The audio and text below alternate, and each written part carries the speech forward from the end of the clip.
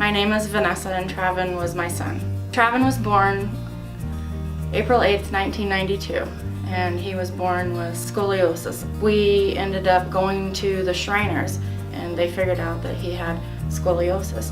Well, Dr. Campbell had developed this experimental titanium rib, and what it was for kids who were born without ribs. So they decided that Traven would be a candidate for this, but he was the first case for scoliosis with it. So usually the treatment for scoliosis would be a fusion, but the problem with Traven was that he was 3 years old, and so once they fused his spine, the rest of him would keep growing, but his spine wouldn't continue to keep growing.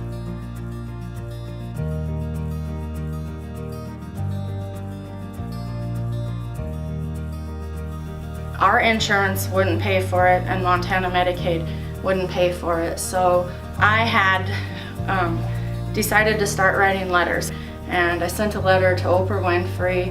I'd found out President Clinton was going to Jackson Hole, Wyoming that weekend, so I sent a letter to him. I just sent tons of letters because Trav was a candidate for the surgery. They were positive that it would work for him.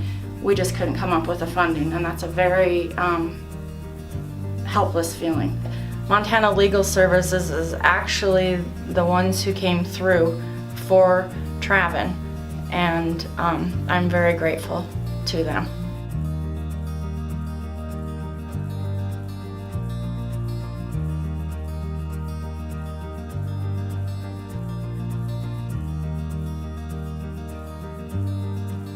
Imagine if Bob and Randy hadn't been there and this family had gone up against this huge agency on their own, and what would have happened?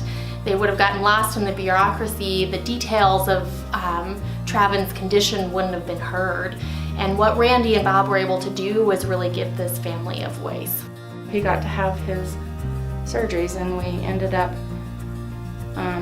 his first one was in 1995 and his last one was in 2005. Traven's surgeries, 1995 it'll say implant and then a replacement, and it goes clear down to 2005. Traven was born into an amazing family on both sides, and God just absolutely paved the way for his communities that he was able to be brought up in Ashland and brought us.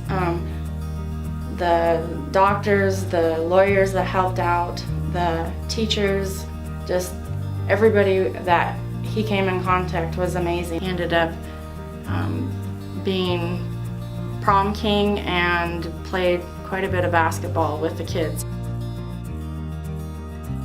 His funeral was held at the Broadus High School, and it was packed.